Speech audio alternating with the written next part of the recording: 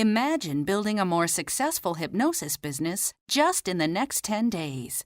To learn how, please visit WorkSmartHypnosis.com and take the 10-day Hypnosis Business Challenge. Yours free today. Welcome to the Work Smart Hypnosis podcast with Jason Linett, your professional resource for hypnosis training and outstanding business success. Here's your host, Jason Linett. This is the Work Smart Hypnosis podcast session number 27, titled Tonality, Compliance, and Influence. And before I jump into the content, I want to send a quick shout out to Scott Babb up in New Hampshire. And Scott actually is one of the influences for this specific session coming out today. Not so much the actual content, which I'm quite happy with and very proud of, but more specifically the context of how it's being released to you. You see, I've got my 25 plus hour business training program that I call Hypnosis Business Bootcamp. You can check it out online, hypnosisbusinessbootcamp.com. We'll put a link to that in the show notes. And I run a private Facebook group for just the people who have purchased that program, who have access to it. And on that forum, Scott asks me a very interesting question, which simply was, do you keep a video camera running at all times no matter where you are? And the answer in simple words is yes. Whenever I'm running my local meetup group, whenever I'm teaching a certification class, and basically all the lecture and demo hours, I keep a camera running for a couple of reasons. First of all, you may have heard me talk previously about repurposing or splintering off information. So specifically as a trainer, I run a private library for just my certification students. So they have access to a couple of dozen hours of different demonstrations from classes and workshops. When I'm speaking at a convention, when it's appropriate to share the content, I've got a video camera running so I can share that with the attendees, again, where it's appropriate to do so, and then also have that as a means to then get that audio transcribed from that program, as well as chances are you've seen from previous sessions that I've put out. And you never know what specific moments may pop up, and just that ability to put together a product or a training program or just a resource for your students or even just a reference library for yourself. That's the real benefit of just getting that video content out there. So, simply do a search online with my name on YouTube, and there's all sorts of clips from classes, all sorts of clips from different workshops and conventions. And it's just that benefit of having that content. Actually about 10 years ago when I first began to look at all the business side of this, I was given the advice of hold back from video content. And I think basically our society has changed. Video is now king. And in this program, what you're about to listen to specifically is just a chunk of information from my class. So actually, I'll do this for you too. If you want to head over to WorkSmartHypnosis.com, find the listing specifically for this session, and I'll put a video of this content up there as well. So you can listen to it here. You can also watch it online. And specifically, you're going to hear me talk in detail about 3 specific components that I think for the most part, I hate to phrase it as a negative, but I think a lot of people in hypnosis really just don't grasp the importance of these concepts, specifically tonality, compliance, and influence. So let me break it down simply and you'll hear more detail in the actual program segment. So tonality, it's not just what we say, it's how we say it. Imagination, emotion is the language of the subconscious mind. So unless we can put the energy into our words, then they really don't have much meaning. And I'll indirectly reference this here, but in tonality, you'll hear me reference that classic moment of a Dave Ellman induction, the quote, losing the numbers moment, which really is amnesia by suggestion, but most of us refer to it as the losing the numbers moment. And basically, what I'm hinting at here, but I do not explain, but I will reference here, is that moment of losing the numbers in a Dave Ellman induction, I completely orchestrate by means of my own tonality. So I will set up the premise in terms of what my mindset is, and then I'll actually do it for you after that. My idea behind this moment is that the words are important. We don't want to ask the question of, are the numbers gone? Because then that just reminds them that the numbers were there. But simply what I want to do in this moment in my tonality is begin a run-on sentence, continue my run-on sentence, and then eventually finish the sentence. and I'm going to use that style of tonality to influence that moment of losing the numbers. So assuming I've given the instructions of count backwards, let every number you say, double the mental relaxation, when they're gone, notice how good you feel. I'm going to let them count, and I'm going to pepper in suggestions between the statements. So they count 100. Getting ready to let them go, 99. Doubling that mental relaxation, 98. And now just relax them out of your mind. So what I basically did there was, using my tonality, set the expectation that we're still talking, and we're still going, and now we're done. And I'd actually reference, for students of mine, for myself, I've not yet found a better strategy. The words are important, and indeed you'll hear me reference that the way my paragraph for that segment is written, which I will put in the show notes just as a reference, getting it down just to the essential words, leaning on some embedded commands when they are gone. Notice how good you feel. By using that, that's helpful, but also just the tonality of the phrase as well. I'm also going to talk about compliance in terms of, in my world, getting the client sitting in a position that's going to be the most appropriate for my process. And to take a moment such as look at my hand, follow my hand up with your eyes, and as you exhale, let the eyes close down. Planting the seeds for about 6 or 7 different specific moments of compliance. In my world, compliance precedes suggestibility. Now, are there exceptions to that? Absolutely. Though I'm not necessarily an endorser of ambush-style hypnosis. When you follow my instructions, that's when this process is going to work best. And I love the Elman line of, and if you're not willing to follow my instructions, I don't know a thing out there that will help you. And the last point that I'm going to mention here is that of influence, and always working from the mindset of ethical influence.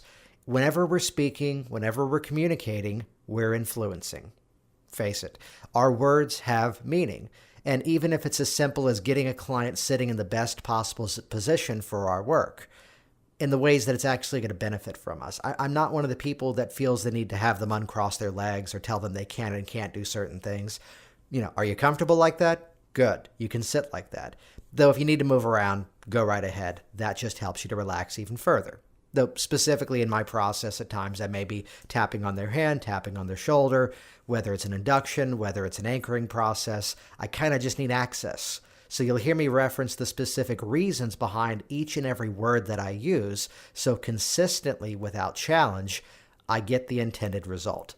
And the book that I reference is called Influence, The Psychology of Persuasion. It's written by Robert B. Cialdini, PhD, and I will put a link to that in the show notes as well. So visit worksmarthypnosis.com. You can watch the video of this clip. You can see the text of that Losing the Numbers segment, as well as see the link to this book as well. Here we go, Session 27, Tonality, Compliance, and Influence.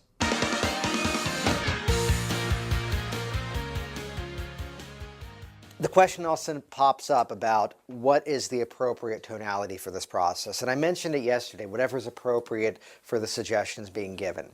But take a look at this process of an Elman induction so far and realize that we're basically just giving instructions and letting them do the process for themselves. Let me give you the best thing to keep in mind in terms of tonality of this process. Which hotel are you staying at? Comfort Inn. Oh, Courtyard Marriott? Okay. And if she was in class the first day and she says, that's where I'm staying, she would likely ask me an obvious question, as I'm someone who knows the area. How do I get to the you're making me do it. How do I get to the Courtyard Marriott? Very simple. When you get in your car, drive to the front of the office park where you turned in and turn right. Now, the only thing to be aware of is the road splits at one point. You want to be on the right side. The left side is an overpass that avoids it, but be on the right side, it's the local road, and then you turn right on Commerce. Follow that all the way around, and as it straightens back out, hotel's on your right. Got it? The same delivery. Go ahead and just let your eyes open back up, and just let them close right back on down. There's a benefit to a conversational structure in terms of just how we talk to our client in the process. We have options now. If I wanted to fall into our old perceptions of a hypnotic voice, and I suddenly start the process down here and I stay here the entire time, I'm kind of now stuck and this just sucks. And if I do everything really excited, then I can't get more excited. The equation I bring into it is that of an actor in rehearsal, where he picks up a script and he finds a specific section. He goes, I need to play angry here. And they begin the rehearsal and he plays angry. But then 2 pages later, he forgot that the next scene calls for him to be even angrier. And he's just killed the range. He's got to look at it in terms of like a scale. On 1 to 10, maybe the first time around it's a 4, but then the next scene is a 6. But in Act 2, dude just explodes, and now he's got to be at that 10. So as we work in a conversational structure now, I have the option to begin to slow things down and get it more into a hypnotic tonality. But then also, if there's times that I need to raise your energy up and bring that energy up higher and higher, I now have the range to do that. So I point that out because, you know, it's a funny thing that as we work with people, as we interact with other hypnotists, sometimes it's that they just suddenly get into this and I'm going, stop it. Just talk to the person. Just talk to them. Then you have that option of range, because specifically in the next phase of this, the amnesia by suggestion moment is one that many people fear because there's a moment of truth inside of it. And there's a lot of work in terms of what words you can use, and I've done a lot of work to find the best possible choice of words. I've told you don't memorize, but there's a script I will tell you, memorize it, it's magic. But the reason it also works is the tonality that I'm bringing to it. And you've seen me draw it out several times. I'm telling a sentence, and it keeps going, and now I finish it. And I'm giving the suggestion through tonality of finality. And by doing that, then I get it very consistently. I want to point out, some of you may have seen this book before, or maybe even read it, Influence, The Psychology of Persuasion, Robert Cialdini. Anyone ever read this? Fascinating book, just power of words. And there's a specific study that I want to point out, because there's a thing I do in the session.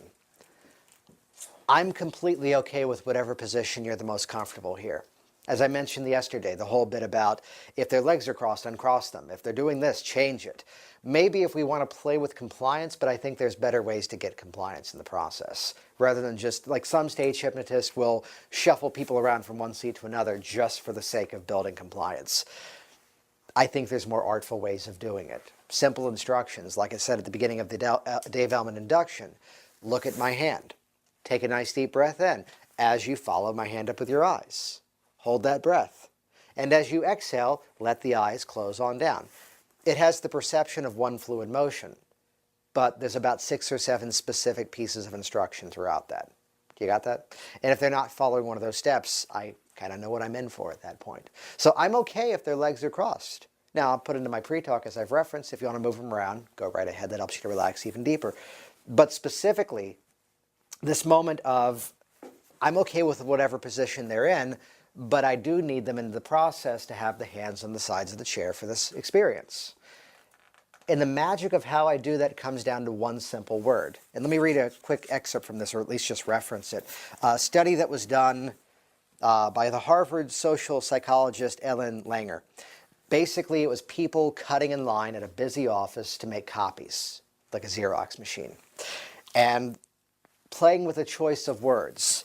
And let me read it out of order. When they use the phrase, "Excuse me, I have 5 pages, may I use the Xerox machine?" In that environment, actually people were rather nice. 60% of them said, okay, go ahead.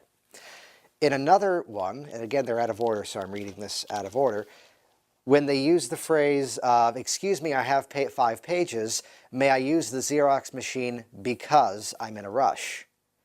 They got 94, a little bit higher. So the thought was, is it happening because I'm in a rush? Perhaps. Then they use this one. "Excuse me, I have 5 pages. May I use the Xerox machine because I have to make some copies?" Do you think that was lower or higher? What do you think? Lower. It was actually 93. It was nearly identical to the "because I'm in a rush." And through their testing, through their workshopping, it all came down to that word, because. And for the parents in the room, why can't I stay out past midnight? Because I said so. So maybe it doesn't work in that scenario. So they sit down in my chair, and the hands are probably in the lap, the hands are maybe crossed, whatever it might be. The way you're sitting is fantastic. And it's helpful if your hands are on the sides of the chair. Now, I didn't use the word but there. But is negating everything I just said, because I think you're really intelligent. But I think you're really intelligent and. So the way you're sitting in the chair is fantastic. And it's helpful if your hands are the sides of the chair. There's an implied why. Because sometimes I may tap on the back of the hand. Sometimes I might even tap on the shoulder. And sometimes a little bit of influence in terms of physiology. And sometimes, just to phrase it again, it's kind of weird, I may even tap on the forehead too, if that's okay. So I wanted to break down the psychology behind why I'm doing it in that order. Because again, I'll still have people, unless I've done this, at the end of the class go, yeah, I don't feel comfortable with the touching.